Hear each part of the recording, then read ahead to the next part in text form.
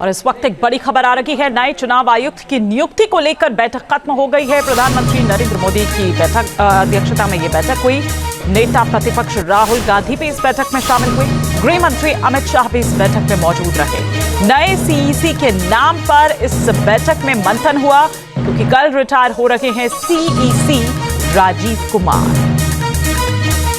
तो बड़ी खबर इस वक्त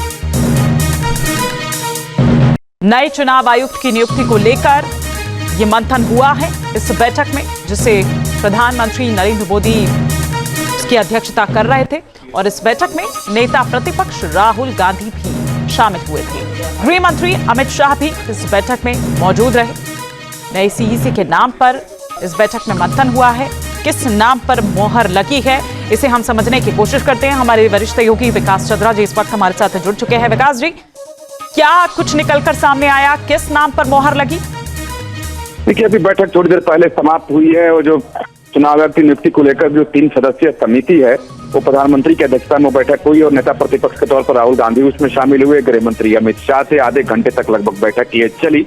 राहुल गांधी भी अपनी तरफ से नाम लेकर इस बैठक में गए थे और बैठक चली है। लेकिन अभी तक ये सामने नहीं आया है कि किस नाम पर मोहर लगी या राहुल गांधी ने किस नाम का प्रस्ताव किया, या प्रधानमंत्री और गृह मंत्री की तरफ से जो नाम रखे गए थे, क्या राहुल गांधी ने उस पर अपनी सहमति दे दी। तो ये तमाम ऐसी बातें हैं जिस पर से अभी पर्दा उठना बाकी है और उम्मीद की जा रही है कि थोड़ी देर में चीजें साफ हो जाएंगी।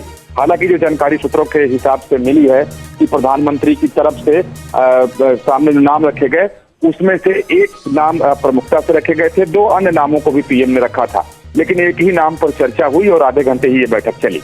तो क्या नाम निकलकर सामने आया, क्या विकास जी इस बारे में कुछ पता चल पाया? और राहुल गांधी द्वारा किस नाम को रखा गया था? अभी ये चूंकि एक 3 सदस्यीय बैठक है और काफी इस बैठक को लेकर के, इस बैठक की चर्चा को गोपनीय रखा जाता है, तो अभी नाम किन नाम पर सहमति बनी है या मुहर लगी है या मुहर नहीं लग सकी है, थोड़ी देर में स्थिति साफ हो जाएगी। चलिए ठीक है, फिलहाल शुक्रिया विकास जी इस तमाम जानकारी के लिए आपका। और इस वक्त एक बड़ी खबर आ रही है। नए चुनाव आयुक्त की नियुक्ति को लेकर बैठक खत्म हो गई है। प्रधानमंत्री नरेंद्र मोदी की अध्यक्षता में ये बैठक हुई।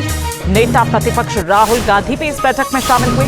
गृह मंत्री अमित शाह भी इस बैठक में मौजूद रहे। नए सीईसी के नाम पर इस बैठक में मंथन हुआ, क्योंकि कल रिटायर हो रहे हैं सीईसी राजीव कुमार। तो बड़ी खबर इस वक्त नए चुनाव आयुक्त की नियुक्ति को लेकर यह मंथन हुआ है इस बैठक में, जिसे प्रधानमंत्री नरेंद्र मोदी की अध्यक्षता कर रहे थे।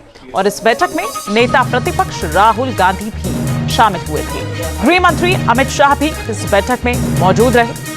नए सीईसी के नाम पर इस बैठक में मंथन हुआ है। किस नाम पर मोहर लगी है, इसे हम समझने की कोशिश करते हैं। हमारे वरिष्ठ सहयोगी विकास चंद्रा जी इस वक्त हमारे साथ जुड़ चुके हैं। विकास जी, क्या कुछ निकलकर सामने आया, किस नाम पर मोहर लगी? देखिए, अभी बैठक थोड़ी देर पहले समाप्त हुई है और जो चुनाव आयोग की नियुक्ति को लेकर जो 3 सदस्यीय समिति है, वो प्रधानमंत्री की अध्यक्षता में बैठक हुई और नेता प्रतिपक्ष के तौर पर राहुल गांधी उसमें शामिल हुए। गृह मंत्री अमित शाह से आधे घंटे तक लगभग बैठक ये चली।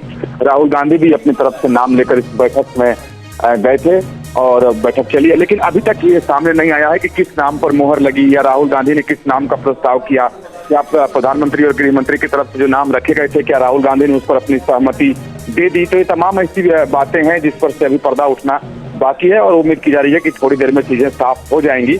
हालांकि जो जानकारी सूत्रों के हिसाब से मिली है कि प्रधानमंत्री की तरफ से सामने जो नाम रखे गए, उसमें से एक नाम प्रमुखता से रखे गए थे, 2 अन्य नामों को भी पीएम ने रखा था, लेकिन एक ही नाम पर चर्चा हुई और आधे घंटे ही ये बैठक चली।